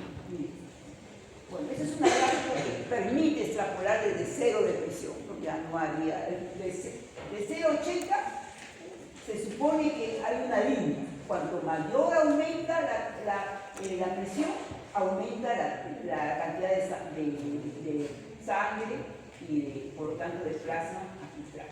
Pero de 80, aproximadamente 80 más o menos aquí, hasta 180 para acá, se mantiene constante. Si no hubiera el fenómeno de autorregulación, esta gráfica sería así, ¿no? Acá, lineal, se llegaría más. Luego de 180, ya se libera, ya no hay este fenómeno de autorregulación. Entonces, esos son los límites aproximados de la regulación. Y ahí tenemos lo que les acabo de decir, ¿no? Más, o sea, a medida que aumenta la presión arterial, digamos, llega más mililitros por minuto de sangre. La sangre es el flujo sanguíneo renal efectivo. ¿Por qué efectivo? Flujo sanguíneo renal. Es la sangre que llega a los nefrones. Porque cuando llega la sangre al riñón a través de la arteria renal, la mayoría, casi el 90%, va hacia los nefrones. O sea, esa sangre es la que va a poder ser filtrada, tratada, eliminada. Pero hay una parte, un 10%, que no nutre, que va a nutrir ¿qué? La membrana renal, el intersticio. Entonces la sangre total es la efectiva más la otra, el depósito que ¿no? Después hablamos de efectivo. Entonces, flujo sanguíneo renal efectivo. Entonces tenemos, y es la tasa de filtración glomerular, o sea, lo que se filtra. Entonces, a medida hasta 80, miren, llega mayor, aumenta la presión, aumenta la cantidad de sangre, aumenta la tasa de filtración glomerular. Acá está el fenómeno de autorregulación, hace que la sangre se mantenga para mantener la tasa de filtración glomerular más o menos en el mismo. Ahora, el siguiente paso es cómo hace, ¿no? Cómo hace el riñón para mantener esa penetración. Y lo que más o menos les mostraba al principio, decía, hay control entre la arteriola aferente y la arteriola eferente.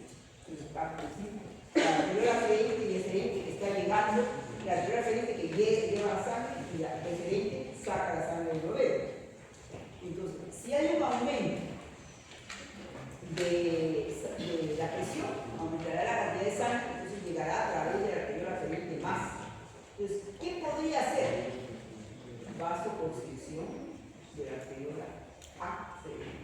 una posibilidad. Y la otra posibilidad es que llegue, pero que la diferente se haga vasodilatación, será diferente.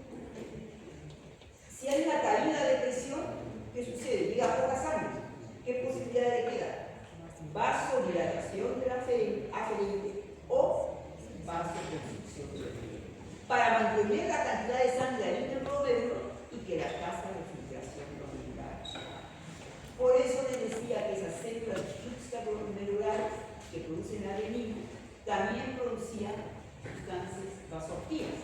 O sea, conocen que producen vasoconstricción y vasodilatación, de tal manera que se entera ahí, le mandan y puede producir vasoconstricción y vasodilatación y evitar que la tasa de filtración glomerular. ¿Qué es lo que dice acá? Es lo que está acá. Si llega, o sea, puede ser vasoconstricción más sangre, entonces aumentaría la presión, entonces vasoconstricción para bajar. O vasodilatación más acá. Si llega menos, o va a ser una vasoconstricción o una vasodilatación de la. Entonces ahí va a actuar con las sustancias vasoactivas. Y ahí tenemos lo que ustedes conocen, ¿no? ¿Qué sustancias liberará para producir vasoconstricción si es que lo necesita? Pero la norepinefrina, angiotensina, leucemia y clandestina. Solamente que en el caso de la angiotensina, por ejemplo, mayor efecto es a nivel de la arteriola efecto.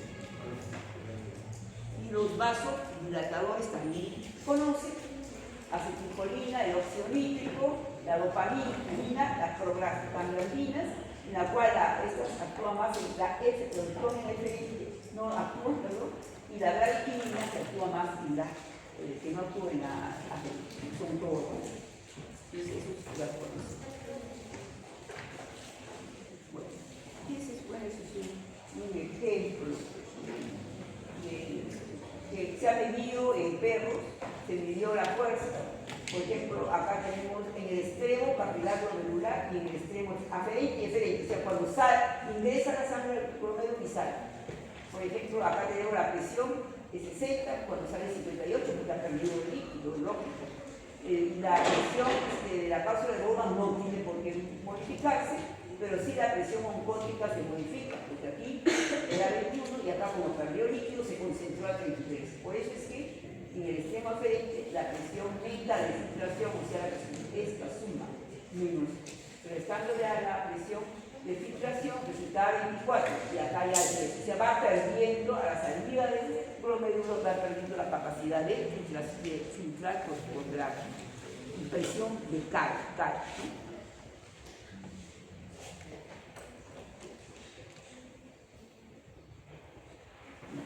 Entonces, al final pues tenemos acá que el espacio vascular y el espacio, la válvula de Bowman, ¿no? Bueno, tenemos qué cantidad le llega diario por día, digamos, a riñón, aproximadamente 2 litros, que significa el 25% del gasto cardíaco. Ya por cardio, esto debe conocerlo, y de esto, pues, tenemos la presión de la sangre, estamos poniéndole ya valores. La presión con que circula la sangre es aproximadamente de 50 milímetros de mercurio. La presión de la cápsula de Bowman de 20 milímetros de mercurio, la presión de las proteínas de 30, entonces 30, 40, la presión neta de filtración de 10 milímetros de mercurio. Y a esta presión, la tasa de filtración glomerular es alrededor aproximadamente 125 milímetros por kilo. Y significa que se está filtrando alrededor de aproximadamente 180 litros. Solamente 120, 125, 160, 180 litros. Pero eso se es lo que hemos estado viendo. Solo que ahí está dando con valores. Bueno, cuando decimos efectivamente, estamos diciendo la tasa de filtración glomerular, que hemos dicho está normal, se considera más o menos entre 100 a 125 mililitros por minuto. O sea, 140, 180 litros por minuto. Lógico que esta presión va a depender de qué, va a depender de la cantidad de plasma, ¿no? Entonces también muchas veces importa saber qué cosa está pasando cuando uno es plasmático, ¿no? Porque de repente llega a poco. Entonces, ¿cuál es el flujo plasmático renal efectivo, o sea, lo que lleva a los electrones. Para filtrar 120, 125, lo normal de la tasa del flujo de la cantidad de plasma que llega está entre 600 a 650 mililitros por minuto. Para filtrar alrededor de 120 a 125 mililitros por minuto. Entonces esa es la cantidad más o menos que está llegando. Y la acuérdense que 2 litros aproximadamente de sangre total se representa en el 25% de gasto cardíaco. Bueno, importante también saber las membranas, ¿no? Lo que hace el filtro. Está compuesto, efectivamente acá, por los vasos, o sea, la pared de los vasos sanguíneos, acá, que presentan las ventanas y fenestras, la membrana basal que presenta los poros más pequeños, y acá tenemos la membrana de la cápsula de Bowman, que está representada por células denominados porocitos, en donde dan los espacios. Tenemos ahí los porocitos, colocan ahí así,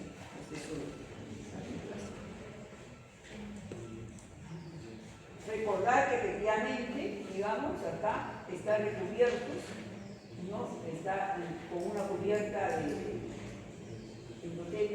carga también, que le va a dar una carga negativa, digamos, a la membrana. Y acá está pasando el vaso circulando y van a tener que atravesar pues esto. Quizás lo más pequeño, la membrana basal, y llegar a los espacios entre los porocitos. Vemos ahí otra esquemita. El proceso de filtración tiene cargas negativas, de tal manera que si una sustancia tiene carga negativa, va a tener cierta dificultad de pasar, a pesar de que el tamaño del poro le permita, ¿no? Pero más atrae las cargas positivas, ¿no? Son más fácilmente fáciles. Esta es la carga. Esto representa los porocitos, o sea, la cápsula de Bowman, la membrana basal, y esta es el endotelio capilar.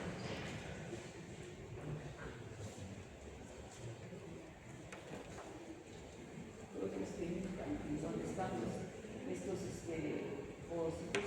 Hay una serie de proteínas que los tienen también anclados y grupos de proteínas alrededor que da carga. Y que muchas veces estas son las que se distorsionan y causan pues desarreglo a nivel del glomérulo. Enfermedades que atacan estas proteínas y estas uniones que tienen, es donde van a disminuir y van a venir pues alguna enfermedad glomerulonefritis que permite pues el escape de las proteínas. Igual, ¿no? Las conexiones, estas son importantes, entender mucho, ¿no?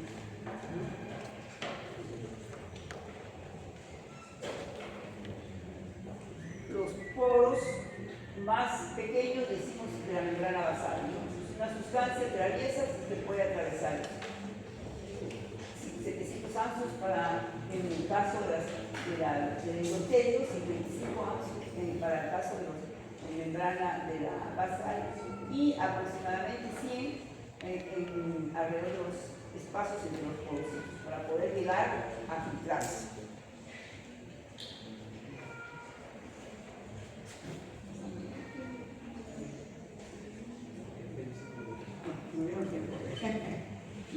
Entonces, bueno, acá, claro, ¿qué es lo que está constituido no se ha colocado cada? Por ejemplo, en un vocális que se encuentra, está constituido precisamente por proteoglicanos que le dan la carga negativa, ¿no?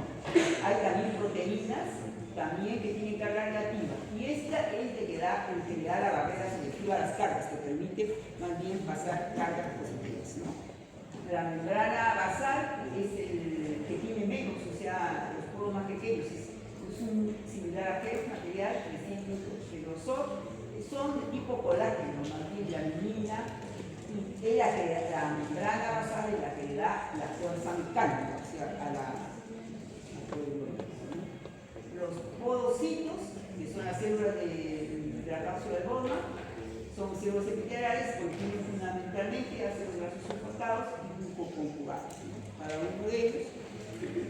De tal manera que en el mecanismo de filtración tenemos que ver para que pase o no una sustancia, el peso, La carga también, que si es positiva, negativa o neutra, será más fácil al positivo, y así neutro y negativo más difícil. Y la forma también, ¿no? Porque las moléculas alargadas pasan más que las moléculas que son esféricas, ¿no? Entonces, tienen también una selección. En cuanto a las proteínas, hemos visto que sí pueden pasar algunas. Tenemos efectivamente las proteínas de peso, como la inmunoglobulina G, por ejemplo, que tienen 150 kilobatos diarios de 55 ácidos son excluidos, mientras que las proteínas que tienen menos de 40 no son excluidas, pasan, ¿verdad? Pero acuérdense que todas ellas son reabsorbidas a nivel del túmulo proximal. Ahí tenemos, por ejemplo, las proteínas. Las proteínas, ya que es molecular, no pasa. La albúmina pasa parte, y una parte pasa absorbida a nivel del túbulo proximal. Y las de baja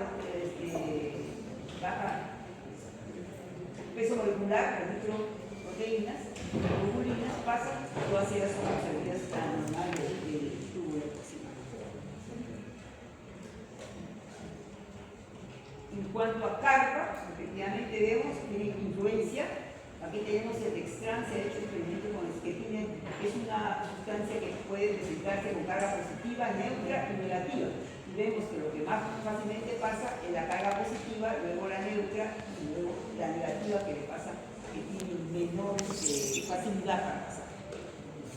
Al final, pues, tenemos que en el glomérulo que se filtra todo lo que hay en este plasma, ¿no? Agua, electrolitos, sustancias orgánicas como la glucosa, sustancias urea, creatinina, sustancias también urea, creatinina, que son sustancias de desecho también que se van a eliminar, y hormonas como la insulina, todo eso. Lo que filtran poco, las microglobulinas y la albúmina, como hemos visto. Y no se filtran las proteínas grandes como la inmunoglobulina, la ferritina y naturalmente las células. Al final, pues, tenemos que lo que se filtra, de todo eso que se filtra, esto es la carga diaria que le estamos dando al riñón, es un gran trabajo, ¿no? Tenemos ahí, generalmente se filtra bicarbonato, viene la carga diaria que tiene que trabajar, calcio, fósforo, glucosa, urea y creatinina. Todos los principales elementos que estamos dando con otros, dando una gran carga de trabajo hacia el riñón. Nos pasamos más bien a estas células que existen. Estas células que existen son células contráctiles, que tienen una especie de celópodos que se encuentran en las asas glomérulares. Entonces ahí tenemos en las asas glomérulares están colocadas esas células, y como son contráctiles hay que pensar que es como que si no está contráctil me permite trabajar, ¿no? Pero cuando está contráctil, como no le permite el trabajo de esa asa. Y lo que hace el asa glomerular sabemos que es así, ¿no? Entonces esos son muy importantes porque cuando están contráctiles en algunos nefrones no van a permitirles filtrar, se encuentran como que dice sin trabajar. Entonces estos son los que forman la denominada, o sea, el área de filtración. Van a encontrar ahí el área de filtración. El área de filtración está dado por cuántos nefrones están funcionando. Porque puede que todos, un riñón tiene 1,5 millones de nefrones, pero no todos los nefrones están funcionando. No pueden funcionar. Dicen ustedes, si no funciona, es porque hay una falla. No necesariamente. O sea, tomando el riñón de adulto joven, que se supone que está terminando el mejor, no vamos a tomar los sistemas que ya deja de funcionar ahí. Entonces, no todos los nefrones están funcionando. Hay algunos nefrones que están así, digamos que estamos. Es lo que se constituye la reserva funcional renal. Por eso es que si una persona puede vivir con un riñón, porque tiene el otro riñón algo de reserva. O una persona puede donar. Claro que sus posibilidades ya serán de reservas. Entonces, es normal que unos nefrones se encuentren no funcionales. es normal. Tiene su lado positivo y tiene su lado negativo, el tener esa reserva funcional. Porque claro, uno dice, tiene reserva y cuando falla, unos neutrones se van a ser reemplazados. Eso es lo que ocurre en el inicio de la insuficiencia renal crónica. En el inicio de la insuficiencia renal, por diferentes motivos, que razones hay diversas en la cual comienza a fallar el riñón, entonces la primera etapa justamente de la insuficiencia se llama etapa de reserva. ¿Por qué? Porque en esa etapa entran a funcionar los que están en reserva. Y entonces la persona no se da cuenta de que ha entrado en insuficiencia. Si en ese momento uno se hace análisis biológico, creatinina y urea van a estar normal, porque han muerto, han comenzado a morir algunos neutrones y han sido reemplazados por los que estaban en reserva y todo está aparentemente normal. Esa etapa se pasa de esa manera, ¿no? Entonces ya se pasa normal y pueden ser reemplazados. Entonces, cuando ya se agotan estos neutrones de reserva, entonces recién ahí comienza a haber un problema, comienza a sentir. Y quizás uno de los síntomas que más se nota, digamos, que más aparece es el disturbio de la presión arterial. Entonces, si de repente una persona tiene una crisis hipertensiva que obliga a ir a la consulta y que allá van a análisis, lo primero que encuentran con que la creatinina ya está elevada. Entonces, ¿por qué? Porque ya está debutando, pero no recién. Ya pasó una etapa en la cual lamentablemente no sabemos, no estaba cuidado ni nada. Y por eso le digo, es bueno porque comprar, pero también es preocupante porque pasa esa etapa en la cual no se sabe. Entonces, de ahí en adelante, conforme vayan muriendo los neutrones, vayan fallando los neutrones, vayan dejando de funcionar, la tasa de filtración glomerular se va a disminuir porque el área, o sea, el número de neutrones va a disminuir. Entonces, la tasa de filtración es el conjunto de, el conjunto de trabajo de todos. Disminuyen los neutrones o van disminuyendo. Conforme va aumentando, los neutrones se van disminuyendo y la actividad renal va aumentando.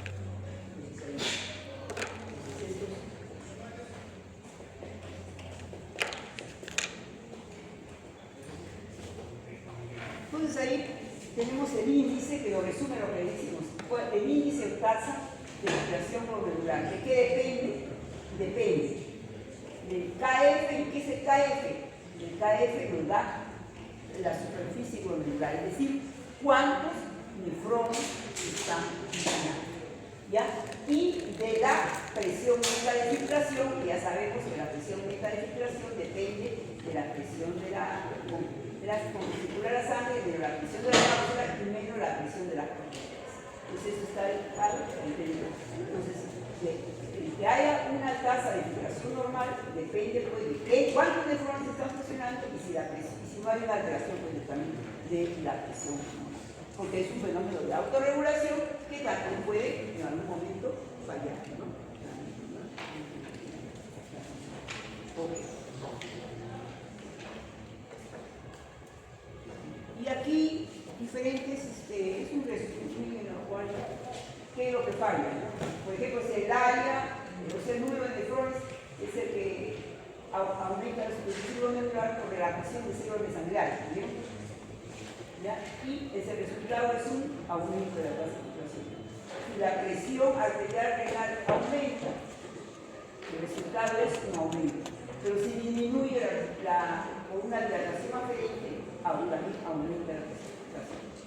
Cuando hay una resistencia a posición eferente, también aumenta la tasa de filtración. Esos son cambios en la cápsula de bomba, ¿no?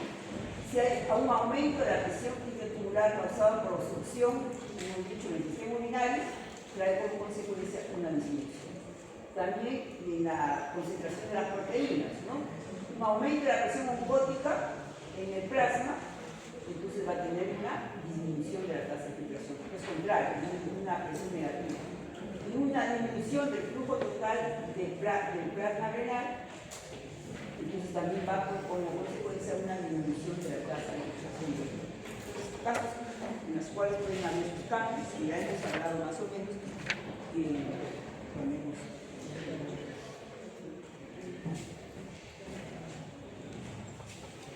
Es un esquema general, ¿no? Tenemos acá que a través de la arteria referente llega la sangre, se filtra, parte se reabsorbe y luego después también hay el proceso de secreción. Y luego lo que sale a la orina, que es la excreción, ¿no? Entonces, el filtrado menos la reabsorción más la secreción es igual a la excreción. Mientras el pasaje todo dentro del organismo que se libera de la sangre al túbulo se llama secreción. Una vez que está fuera en la orina ya es excreción, ¿no? Y si yo les digo el sodio excretado, ¿cuál es el sodio excretado? Es el que está en la orina. Pero si yo les hablo de cuál es el sodio secretado, me refiero a cuál es lo que va a pasar al túbulo que está en el túbulo todavía en un túbulo.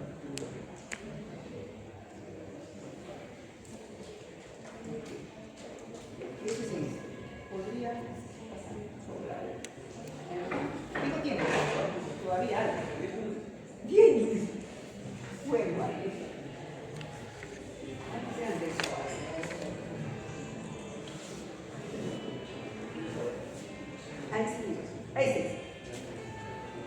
reiniciaremos, ¿no? Ya. En primer lugar, vamos a ver qué es la depuración renal, cómo se puede calcular, para qué nos sirve la depuración.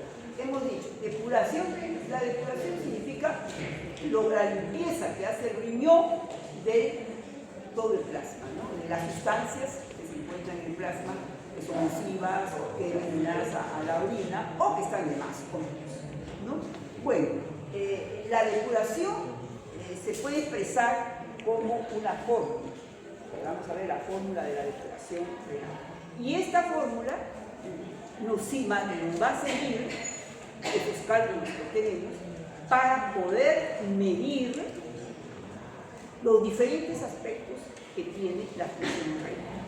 Entonces, ¿qué es lo que hace la función renal? Que ya hemos visto, proceso de filtración glomerular, o sea, reabsorción tubular y secreción tubular. Entonces, conociendo la depuración renal, la depuración, podemos medir la filtración, es decir, la tasa de filtración glomerular. Podemos medir la reabsorción tubular, o sea, si una sustancia es reabsorbida o no, y cuánto se reabsorbe o cuánto no. Igualito también de la secreción.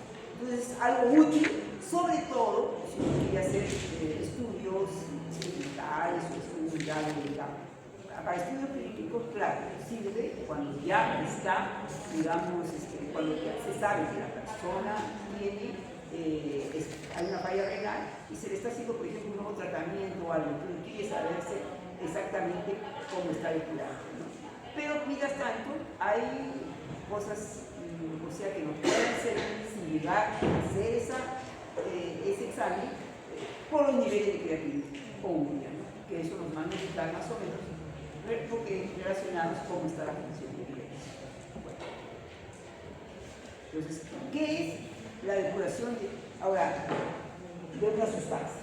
Hemos dicho que el riñón limpia todas las sustancias. Para cualquier sustancia que se encuentre en la orina, significa que el riñón la ha sacado de tu plasma.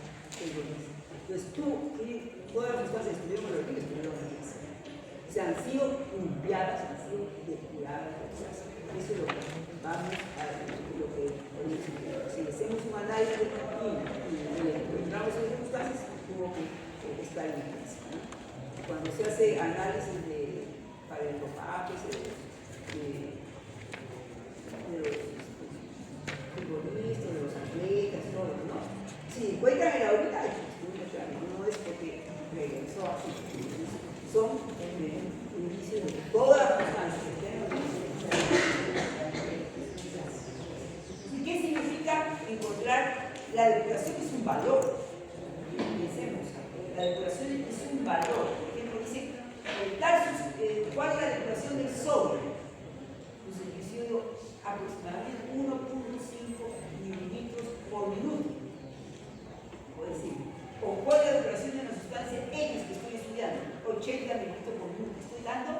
valores. ¿Qué significa ese valor? Ese valor es el volumen del plasma que los riñones limpian de dicha sustancia en la unidad de tiempo.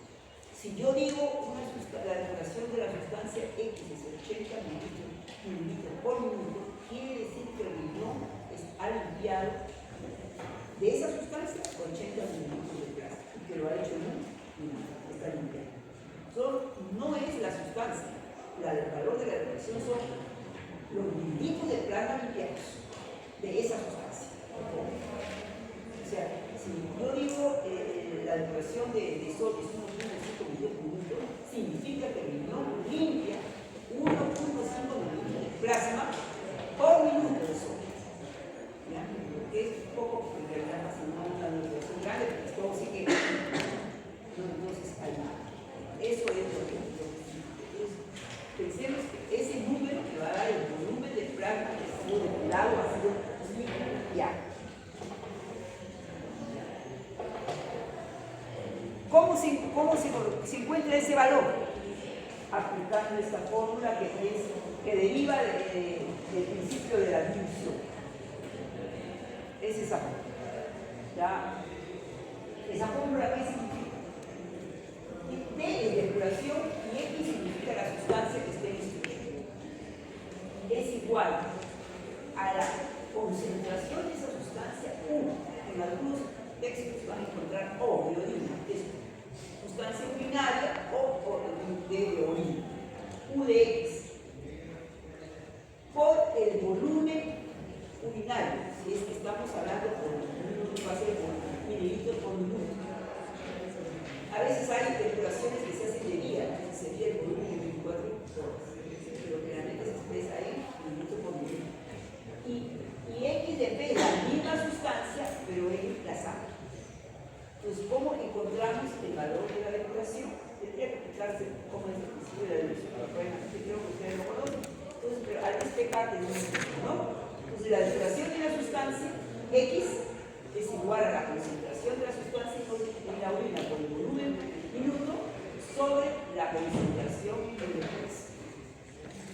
Entonces, ¿qué significa? Que para medir el valor de la depuración tengo que necesitar una muestra de sangre y una muestra de orina para poder analizar la sustancia en estudio. Y puedo saber de qué magnitud limpia el plasma el riñón a esa sustancia. Bueno, se puede encontrar la depuración de cualquier sustancia que aparezca en el riñón. Tuvo que estar en el plasma y la vamos a encontrar. Entonces, ya entiendo. Eso es independiente para cada sustancia. Ahora, conociendo esta, podemos medir las diferentes funciones que tiene el riñón, como la filtración o la reacción. Pero para eso vamos a necesitar alguna de esas sustancias que cumplan ciertos requisitos, porque no es que cualquier sustancia me va a medir la tasa de infección molecular, ni cualquier sustancia me va a medir la reacción, la secreción, sino aquella sustancia, cualquier sustancia, podemos saber de qué magnitud, pero no cualquier sustancia de la tasa de infección. Entonces, veamos acá.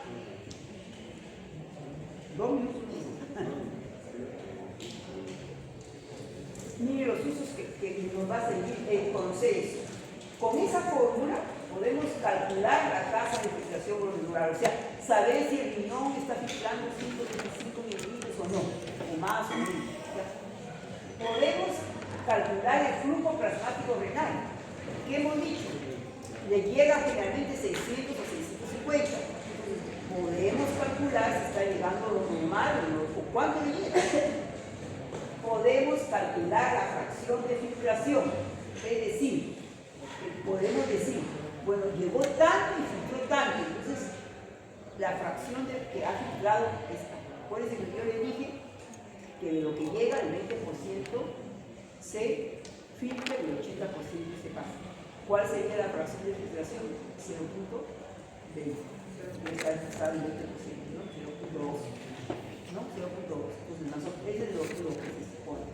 Ya, normal. Y podemos valorar la función de los túbulos renales. ¿Qué hacen los túbulos renales? O reabsorben o secreta. Pero hay sustancias que no las cuando no reaccionan y secretas se dice que es una sustancia no es trabajada por el túbulo renal. ¿Cuándo se dice que una sustancia no es trabajada por el túbulo renal? Cuando no se resuelve ni se secreta. Una sustancia no trabajada por el túbulo renal clásica es la inulina, no insulina, que la hormona, sino la inulina, que es un polímero de la fructosa. Cuando se empieza ni la reacción entonces podemos valorar la función de los túbulos renales, es decir, determinar si una sustancia sufre reacción o secreción. Entonces podemos también saber si estamos estudiando una sustancia X, un medicamento o lo que fuera, y decimos, ¿se reacciona o se secreta? Podemos saber.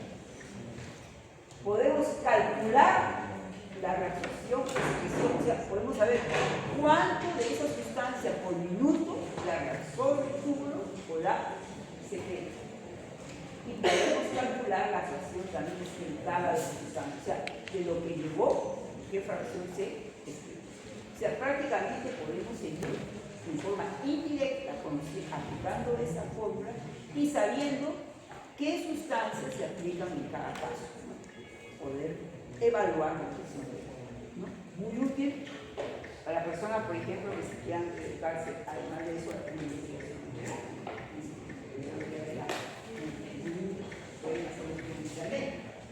Ahora también se hace, ya decía, cuando se trata de probar un medicamento nuevo, ¿no? Cómo es trabajado, o cuando se coloca una terapia nueva. Entonces hay que ver efectivamente qué está pasando.